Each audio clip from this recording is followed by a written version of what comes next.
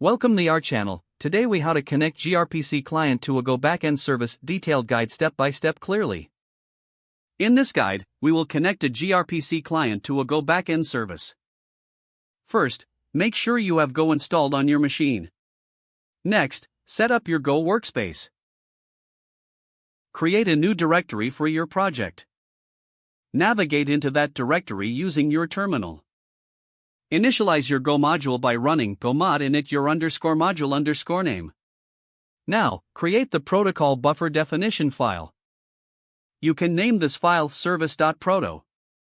Define your gRPC service and messages in this file. For example, specify a service with an RPC method. Add the necessary message types for your service. Next, compile your service.proto file using the protocol buffer compiler, protoc. Ensure that you have the Go gRPC plugin installed. Run the command protoc go _out equals service.proto. This will generate the Go files needed for the client and server. Now, let's implement the Go backend service. Create a new file named server.go.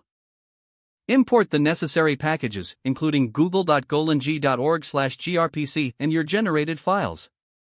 Implement the service interface defined in your service.proto. Set up a gRPC server and register your service. Finally, start the server to listen for incoming connections. Now, let's move on to creating the gRPC client. Create a new file named client.go. Import the same packages as you did in the server file. Establish a connection to the backend service using gRPC dial. Ensure you handle any connection errors appropriately. Don't forget to like this video and subscribe to our channel for more step-by-step tech guides.